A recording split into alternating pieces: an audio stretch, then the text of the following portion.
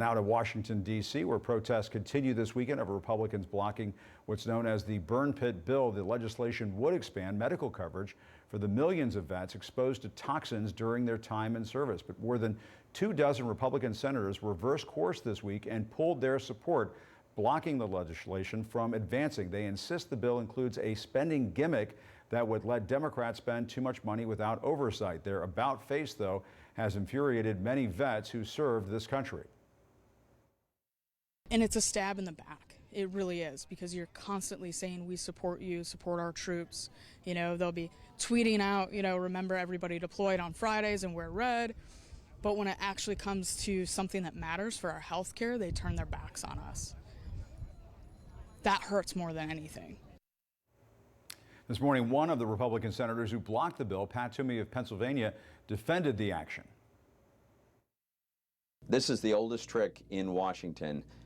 People take a sympathetic group of Americans, and it could be children with an illness, it could be victims of crime, it could be veterans who've been exposed to toxic chemicals, craft a bill to address their problems, and then sneak in something completely unrelated that they know could never pass on its own, and dare Republicans to do anything about it, because they know they'll unleash their allies in the media and maybe a pseudo-celebrity to make up false accusations to try to get us to just swallow what shouldn't be there. That's what's happening here, Jake.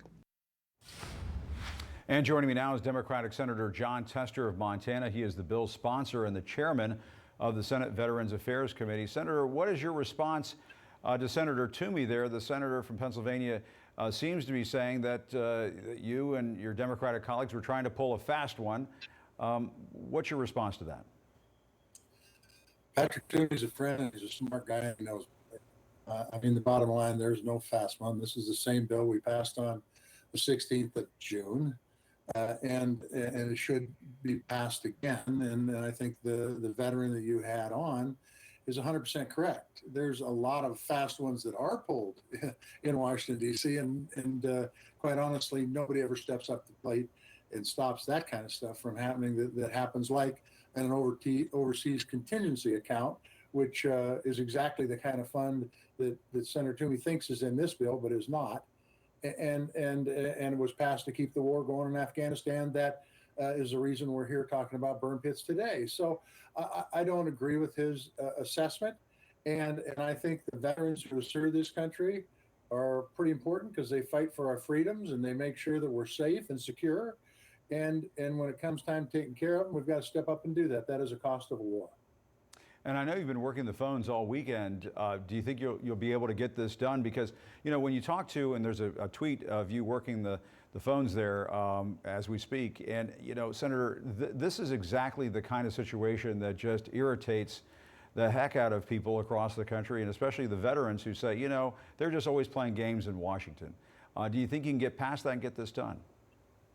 Oh, I sure hope so. I think our image as a nation and what we stand for depends a lot in this bill. I have never seen veterans as engaged as they are right now. We've got veterans sleeping on the steps of the Capitol.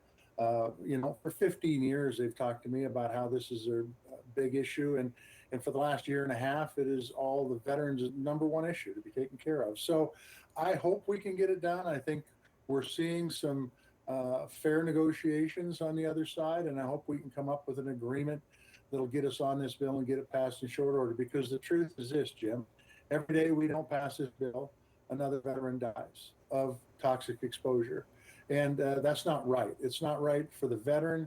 It's not right for the veterans' families. They fought, they've served this country, and the deal is we take care of them when they get back home if they've been changed by war. This is just living up the United States part of the deal. And by the way, I think the American people see through all this garbage that happened last Wednesday in Washington, D.C., and they are, along with the veterans, saying enough is enough. Let's get this done. Our veterans deserve this benefit. And let me ask you about something that Texas Senator John Cornyn tweeted. He is blaming the Majority Leader, Chuck Schumer, tweeting this, that it would not have been delayed if Schumer had kept his promises.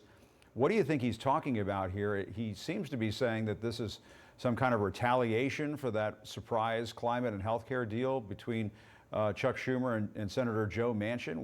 Was this retaliation? What's your sense of it? I really don't know what Senator Cornyn is talking about there. I really don't. But what I will say is, if you want to find an excuse to vote against a bill, you can always find an excuse to vote against a bill in Washington, D.C. If you look at this bill, it's been around for a long time. I think the House passed a pretty close version of this bill on March 3rd of this year, and we had it in front of the Senate and through the VA committee for a year and a half in different versions. There are no surprises here, and in the end, I think that regardless of what Senator Cornyn has talked about, what he should really be thinking about is who suffers. Who suffers because they serve this country, and is it our obligation as a Congress, as a Senate, to make sure that we do right by these folks? We've got an all-volunteer military. If we want to continue to have an all-volunteer military and have folks sign up, young people are watching. And if we don't live up to our end of the deal when it comes to health care and benefits, they're going to say, why should I agree to something when the other side isn't going to pick up the tab? And so I think it's really, really important that people understand that this is a toxic exposure bill. And if you want to vote against it because of a riff on a CHIPS bill or a reconciliation bill that has no connection to this bill whatsoever, you can. But that is, as I said the other day, is something you should not be doing. It is political malpractice.